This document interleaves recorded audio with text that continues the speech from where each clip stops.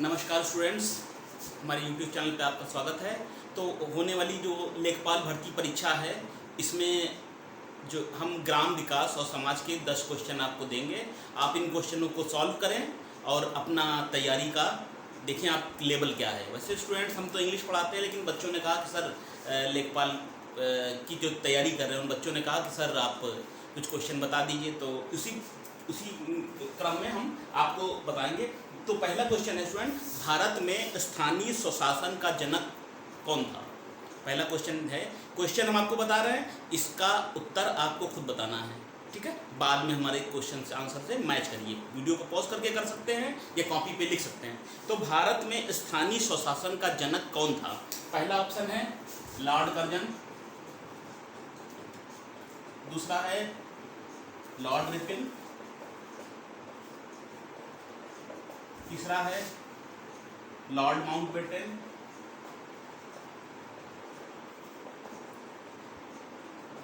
या चौथा है लॉर्ड लिटल।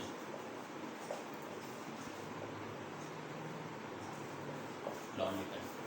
तो भारत में स्थानीय स्वशासन यानी लोकल स्तर पे जो शासन होता है, जिसे म्यूनिसिपल कॉरपोरेशन जिसे आज के समय में, तो इसकी शुरुआत सर्वप्रथम किसने की बताइए? कर्जन ने, लॉर्ड रिपन ने, माउंटबेटन ने और लॉर्ड लिटिल ने। किसने की?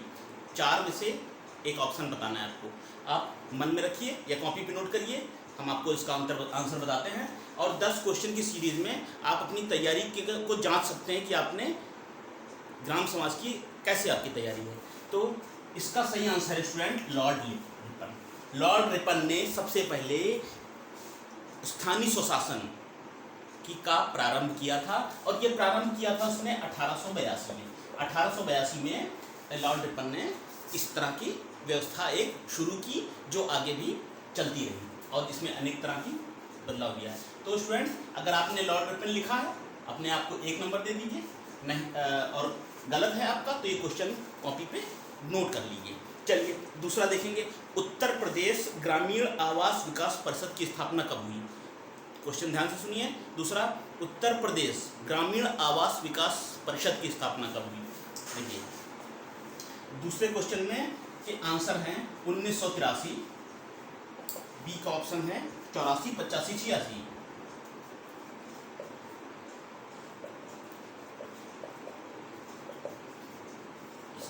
तो ए ऑप्शन है 1983, बी है 1984, सी है 1985 या 1986। उत्तर प्रदेश आवास विकास परिषद होती, उसकी स्थापना कब हुई? ग्रामीण की बात कर रहे हैं, उत्तर प्रदेश ग्रामीण आवास विकास परिषद की स्थापना बताइए। वीडियो को पॉज करिए, अपना आंसर कॉपी पे लिखिए। देखिए इसका सही उत्तर होगा 1983। उत्तर प्रदेश ग्रामीण आवास विकास परिषद की स्थापना हुई थी 1983 में। जबकि इसी क्वेश्चन को अगर हम ऐसे ले लें कि उत्तर प्रदेश आवास विकास परिषद की स्थापना कब हुई? ग्रामीण अगर हम छोड़ दें तो ग्रामीण की स्थापना थी 1983 में, उत्तर प्रदेश आवास विकास की परिषद स्थापना 1966 में हुई थी। 1966 में पहले शहर में ये योजना लाई गई, अप्रैल को लाई गई थी। ये अप्रैल को लाई गई थी 1966 में। ये शहरी के लिए शहरी आवास विकास उत्तर प्रदेश भी है, शहरी उत्तर प्रदेश आवास विकास परिषद की स्थापना हुई थी 1966 में। और ग्रामीण उत्तर प्रदेश आवास विकास परिषद की स्थापना इसकी हुई थी 1983 में। तो शहरी के लिए फिर से लिख देते हैं। शहरी के लिए आपका ऑप्शन सही है 1966। और ग्रामीण की अगर बात कर लेते हैं तो ग्रामीण में ये आ जाएगा 1983। शहरी क्वेश्चन इंपॉर्टेंट है, इसको नोट कर लेंगे। अगला देखेंगे, उत्तर प्रदेश राजस्व परिषद का मुख्यालय कहाँ है? तीसरे नंबर का जो क्वेश्चन है स्टूडेंट्स, वो तीसरे नंबर क्वेश्चन कह रहा है कि उत्तर प्रदेश राजस्व परिषद का मुख्यालय कहाँ है? आपको इसका सही उत्तर बताना है। फिर सुनिए, उत्तर प्रदेश राजस्व परिषद, ये जो क्वेश्चन हम लाए हैं ये मोस्ट सिलेक्टेड क्वेश्चन हैं। अगर आप इनमें ज़्यादा से ज़्यादा कर लेते हैं तो आप बिल्कुल तैयार सिलेक्शन के करीब हैं। चलिए बाकी क्वेश्चन तो इतने हैं कि जितना पढ़ लें कंपटीशन में उतना कम है। बाकी आइडिया से वो कंपटीशन की तैयारी स्टूडेंट्स होती है वो आइडिया से होती है कि लगता है कि ये क्वेश्चन ज़्यादा इंपॉर्टेंट है, तो इसी में से हमने कुछ क्वेश्चन छाटे हैं। चलिए, उत्तर प्रदेश राजस्व परिषद का मुख्यालय कहाँ है? तीसरा प्रश्न है, उत्तर प्रदेश राजस्व परिषद का मुख्यालय, तो पहला ऑप्शन आपका हो जाएगा लखनऊ, दूसरा हो जाएगा प्रयागराज, तीसरा हो जाएगा आपका आगरा और चौथा हो जाएगा ऑप्शन कानपुर। कहाँ है? उत्तर प्रदेश राजस्व परिषद का मुख्यालय, उत्तर प्रदेश राजस्व परिषद का मुख्यालय कहाँ है? इस क्वेश्चन को, वीडियो को पॉज करिए, अपना उत्तर कॉपी पर लिखिए। चलिए बताइए, इसका सही ऑप्शन होगा प्रयागराज। राजस्व परिषद का जो यूपी में मुख्यालय है वो प्रयागराज में है। चलिए चौथा प्रश्न देखेंगे हम, एक एकड़ में कितने वर्ग गज होते हैं? एक एकड़ में कितने वर्ग गज होते हैं? चलिए, वर्ग गज प्रश्न हमने देखा, अब ऑप्शन देखेंगे। प्रश्न ध्यान से सुनिएगा, एक एकड़ में कितने वर्ग गज होते हैं? ऑप्शन इसके देखिए, ऑप्शन है ए 4840, बी 4480, सी 4080 या डी 4848। प्रश्न ध्यान सुनिए, एक एकड़ में आपको बताना है कि कितने वर्ग गज होते हैं, तो सही ऑप्शन बताइए, कॉपी पे लिखिए, टिक करिए। सही ऑप्शन आपका हो जाएगा 4840। एक एकड़ में 4840 वर्ग गज होते हैं। अच्छा, वर्ग मीटर अगर आ जाए कि एक एकड़ में कितने वर्ग मीटर होते हैं, देख लीजिए इसको, एक एकड़ में वर्ग मीटर, ये भी क्वेश्चन आ सकता है, वर्ग मीटर पूछा जा सकता है, तो वर्ग मीटर आप लिख लेगा 4046.8 वर्ग मीटर। इस तरह से भी क्वेश्चन आ सकता है, क्वेश्चन की रेंज इस तरह से हो सकती है। तो एक एकड़ में अगर वर्ग गज पूछा जाए, ये वर्ग गज है, एक एकड़ में, अगर इसी क्वेश्चन को लिख देते, एक एकड़ में वर्ग गज कितना है? 4840, और एक एकड़ में वर्ग मीटर 4046.8 वर्ग मीटर। और वर्ग फुट अगर पूछ लिया जाए, एक एकड़ में कितने वर्ग फुट होते हैं? वर्ग फुट का क्या आंसर होगा? 43,560 ये वर्ग फुट आपका होगा। इस तरह से भी हो सकता है। और हेक्टेयर पूछ लिया जाए, तो एक एकड़ में कितने हेक्टेयर होते हैं? तो आपका आंसर होगा 0.4047 हेक्टेयर। ठीक है, इस तरह से एक एकड़ में भूमि संबंधी या ग्राम संबंधी क्वेश्चन आ सकते हैं। ये तो इम्पोर्टेंट है ही है, साथ में इसके साथ चीज़ें जो चार थी वो भी लिख लीजिए, इसको नोट डाउन कर लीजिएगा, समझ लीजिएगा, याद कर लीजिएगा इसको। ठीक है, तो अगला प्रश्न हम देखेंगे कि पटवारी शब्द का प्रारंभ किसने किया? सबसे पहले पटवारी शब्द की शुरुआत किसने की? देखिए, पटवारी शब्द का प्रारंभ ये किसने किया? करने वाले ऑप्शन हम दे रहे हैं आपको। पटवारी शब्द में है शेरशाह सूरी है, हुमायूं है, बाबर है, अकबर है। चलिए लिख भी देते हैं, शेरशाह सूरी है,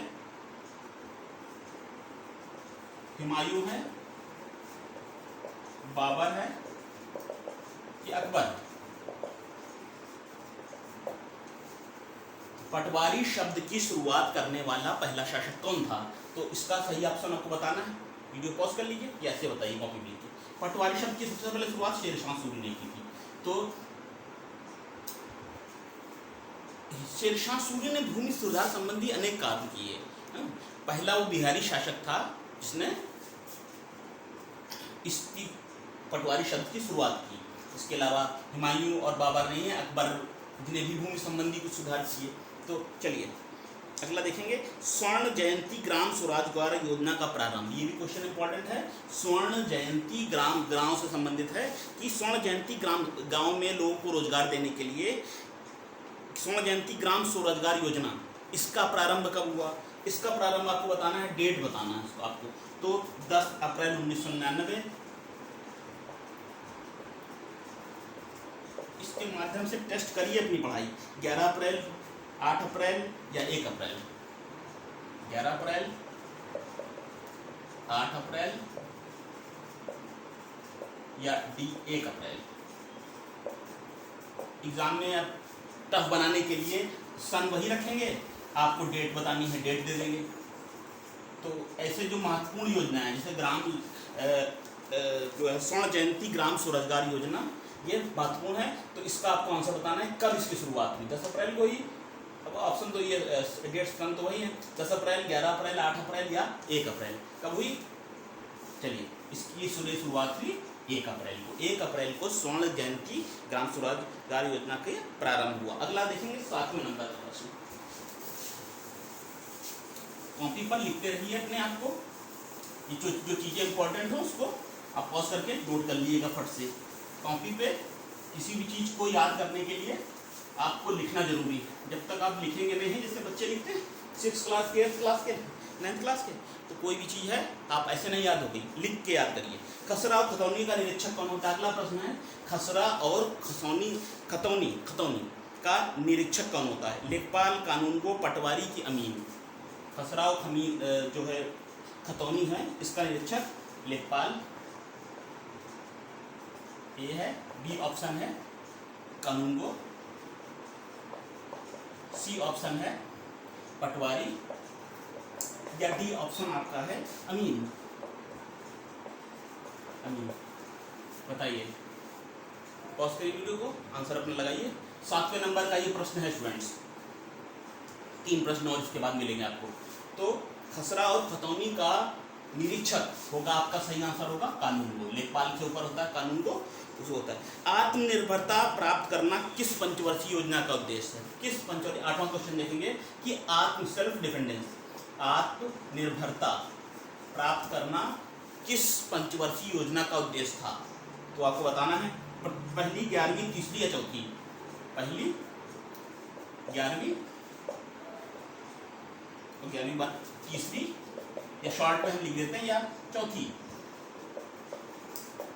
आत्मनिर्भरता प्राप्त करना किस पंचवर्षीय योजना का उद्देश्य था? तो आपको बताना है, इंपॉर्टेंट क्वेश्चन। और पंचवर्षीय योजनाओं को भी देख लीजिएगा थोड़ा, किस योजना का क्या उद्देश्य था। सही ऑप्शन होगा आपका चौथी पंचवर्षीय योजना 1 अप्रैल, इंपॉर्टेंट क्वेश्चन है, 1 अप्रैल 1969 से शुरू हुई और खत्म हुई आके आपकी 31 मार्च 1974 को ये आपकी खत्म हुई। 8वां प्रश्न था। चलिए अब 9वां देखेंगे। इंदिरा गांधी आवास योजना में केंद्र और राज्यों का क्या प्रतिशत है? चलिए 2 क्वेश्चन है। इंदिरा गांधी आवास योजना में केंद्र और राज्यों का प्रतिशत क्या है? तो आपको बताना है। फर्स्ट 50-50% है, बी ए भी कर लीजिए कि 75-25% है, 25-75% है, या डी 40-60%। क्वेश्चन ध्यान से सुन लीजिए कि इंदिरा गांधी आवासीय योजना है, इसमें कितना हिस्सा केंद्र सरकार देती है और कितना राज्य सरकार देती है, बताइए। चलिए, इसका सही उत्तर है बी।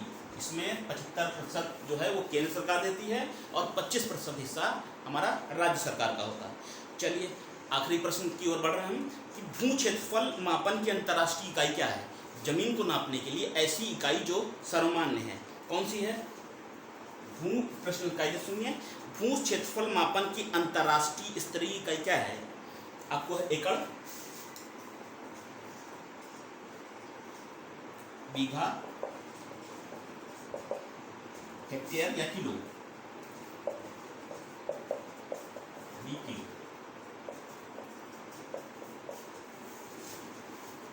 बताइए सही।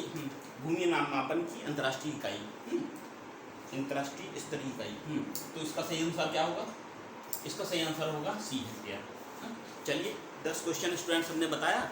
क्योंकि हम इंग्लिश पढ़ाते हैं लेकिन फिर भी हमने कोशिश किया कि छांट के लाएँ, तो बच्चों के लिए कुछ क्वेश्चन जो हो सकता है इसमें से कोई क्वेश्चन फंस जाए। और मेहनत किया है इन क्वेश्चन पे हमने। आप भी बताइए कैसा लगा हमारा नया अनुभव आपको। और जो बच्चे लेखपाल भर्ती परीक्षा की तैयारी कर रहे हैं उनको ये वीडियो भेजिए, शेयर करिए और पता नहीं क्या इत्तेफाक से ये क्वेश्चन, इसमें से 1-2 क्वेश्चन, 3 क्वेश्चन बाई चांस आ सकते हैं। तो और वीडियो को लाइक करिए, शेयर करिए, और कैसा लगा आपको ज़रूर बताइए। Okay, thank you.